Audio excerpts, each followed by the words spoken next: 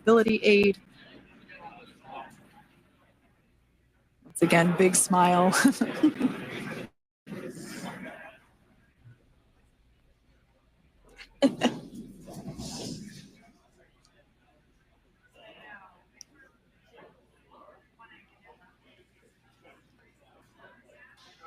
Now, the two crew members remaining in Dragon are NASA astronauts Sunny Williams and Butch Wilmore. They completed 286 days in space. One of the remaining footrests being removed from the Dragon spacecraft.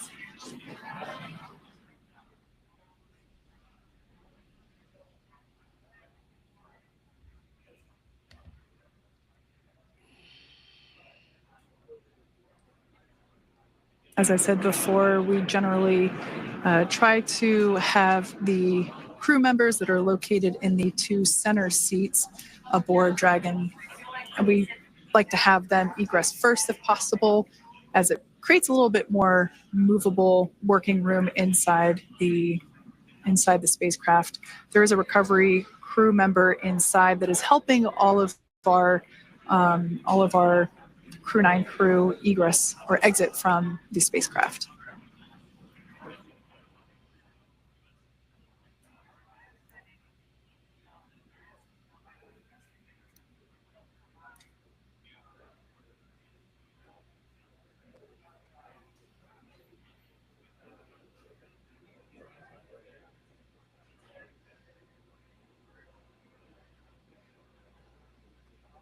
We are standing by for the next crew member to egress or exit Crew Dragon Freedom following the splashdown not even an hour ago at 2:57 p.m. Pacific time.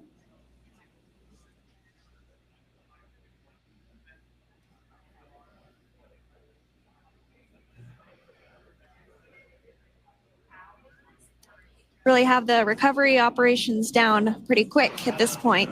Yeah, it's pretty incredible to think that, just 5 years ago when we were doing the initial demonstration missions of the Dragon for Crew Dragon, that now we're under about 30 minutes for, to retrieve the spacecraft from the water, and just several minutes here while it's been on board and to get everyone, really to get that side hatch open.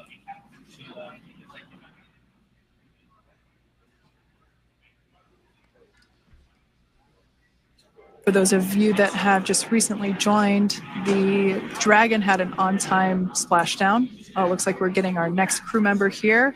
That is none other than Sunny Williams. Big smile, big waves.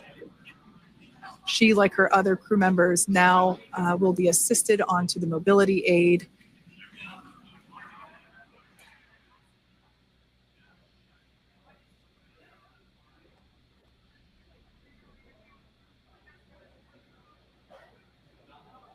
There we have it, some waves, some thumbs up, and some smiles. Definitely seems to be a theme among all recovery operations. Absolutely. And of course, that leaves NASA astronaut Butch Wilmore inside Dragon in seat 4.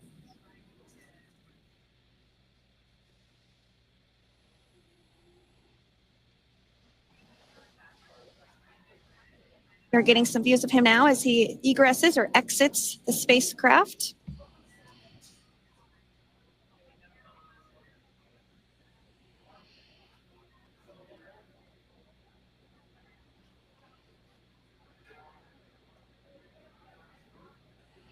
Once again, some elation and cheers there from Butch Wilmore.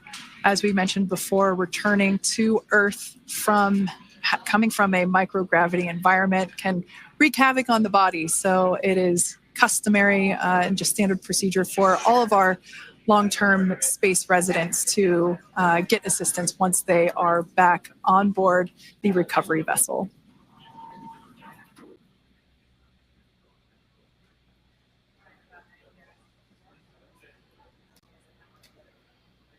Well, now that Nick, Butch, Sunny, and Alexander are safely back home on Earth and getting checked out by the NASA medical team, we're going to wrap up our live coverage of their return. The Crew 9 mission began a little differently than usual since Butch Wilmore and Sunny Williams were already aboard the space station when Nick Hague and Alexander Gorbunoff arrived on the Crew 9 spacecraft in September. Having arrived as the crew flight test crew for Starliner, Wilmore and Williams were fully incorporated into the space station's Expedition 72 team and began research and other work aboard the station along with the other crew members. Williams commanded the orbiting laboratory for much of the expedition.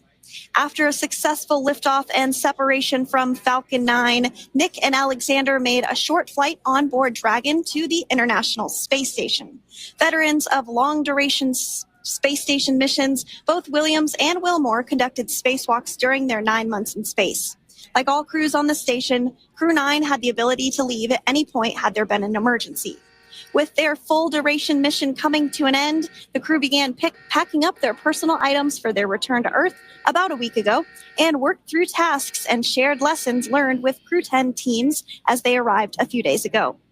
Their journey home began about 17 hours ago when they closed the forward hatch to Dragon and undocked from the space station at 10:05 p.m. Pacific, 1:05 a.m. Eastern. After 4 successful departure burns and a phasing burn to line up their orbit, Nick, Butch, Sunny, and Alexander rested for a few hours before waking up to prepare for re-entry this morning. We jettisoned Dragon's trunk and performed our final on-orbit maneuver, the approximately 7.5-minute-long deorbit burn, and that occurred at 2:11 p.m. Pacific, 5:11 p.m. Eastern Time. And that sent Dragon on its path home.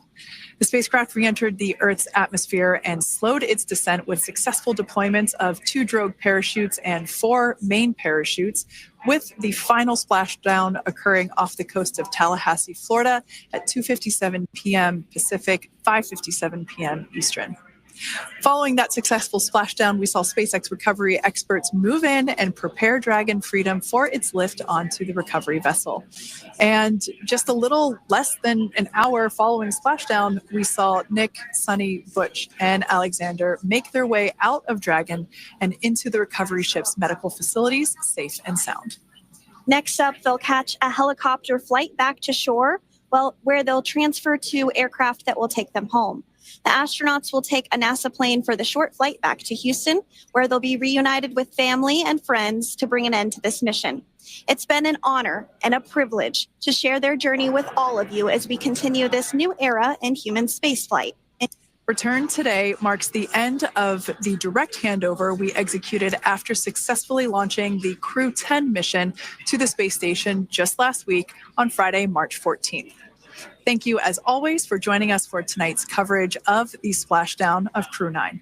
Remember to follow SpaceX on X and NASA online and on social media for updates for the very latest on crew and cargo flights to and from the International Space Station.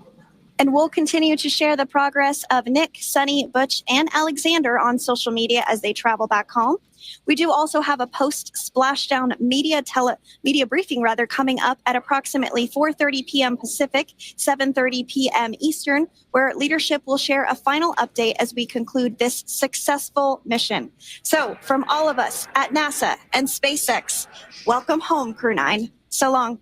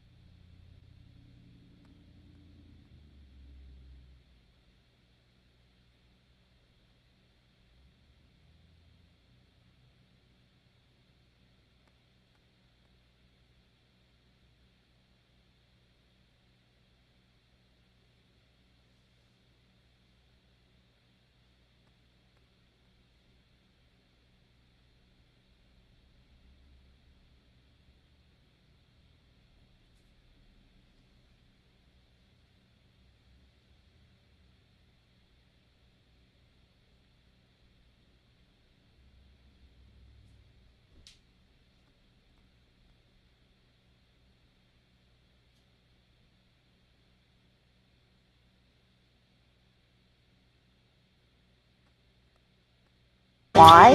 Why? It's time for 60 Minutes, Sunday on CBS. This is CBS.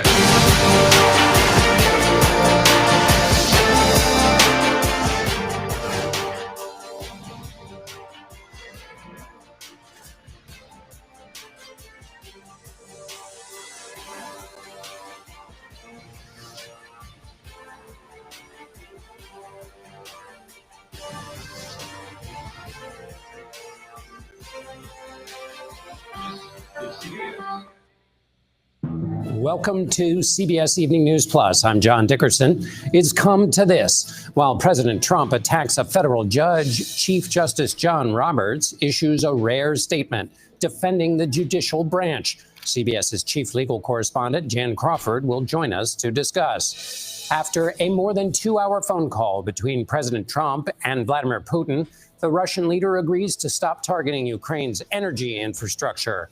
CBS's chief White House correspondent Nancy Cordes will help us read the readout of the call and what it means for the future of Ukraine and U.S.-Russia relations. And home at last, the 9-month stopover for 2 NASA astronauts is over. What's next? What will adjustment look like? We'll talk to a real astronaut in tonight's interview. Those stories and more right after our news headlines. The war is back on. Israel has resumed its airstrikes in Gaza, targeting Hamas. Officials in Gaza say more than 400 Palestinians were killed.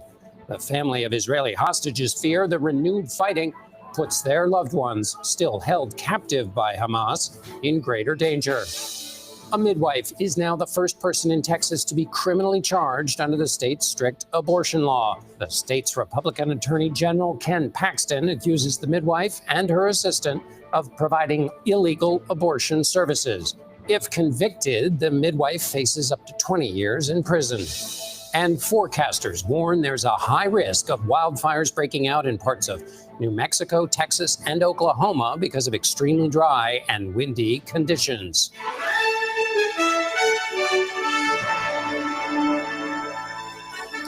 We begin tonight with a rare reproach from Chief Justice John Roberts. For more than 2 centuries, it has been established that impeachment is not an appropriate response to disagreement.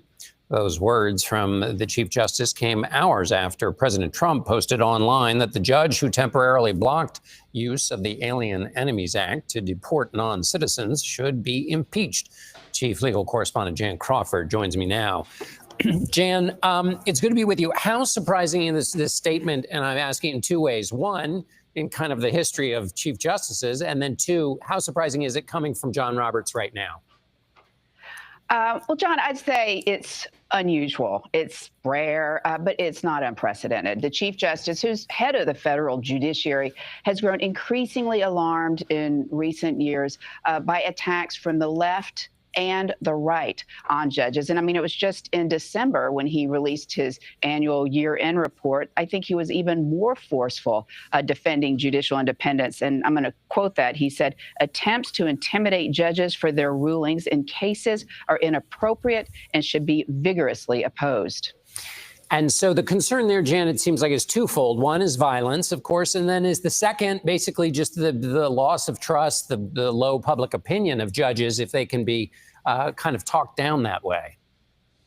Right. And I mean, that's kind of all Roberts can do is say, stop this, knock it off, because that's the whole point of the rule of law. I mean, people have to have faith and confidence in what courts do. They don't have standing armies to enforce their decisions. They don't have the power of the purse like Congress does. And so these kind of political attacks that we've seen from the left and the right are really undermining public confidence in our courts. And the Chief Justice actually singled out, for example, just a few years ago, Democratic Senator Chuck Schumer when he stood on front of the steps of the Supreme Court and said that conservative justices would reap the whirlwind and pay the price if they continued with what he said were these awful anti-abortion rulings. Roberts at that time called that inappropriate, and to your point about violence, dangerous. Right. Jan Crawford for us in Washington. Thank you so much, Jan. Another federal judge, this time in Maryland, ruled today that the dismantling of the U.S. Agency for International Development, or USAID, likely violated the Constitution. The dismantling did. The judge blocked Elon Musk's Department of Government Efficiency from making additional cuts to the agency, and the judge also ordered the Trump administration to restore email and computer access to workers, including those on administrative leave.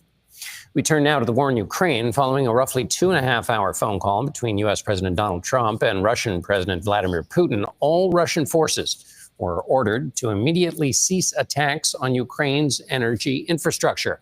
But as they say, the details are in the fine print. I'm joined now by Chief White House Correspondent Nancy Cordes. So, Nancy, I guess it's progress. They're not going to blow up energy infrastructure. But how much progress is it that the Russians have agreed to this?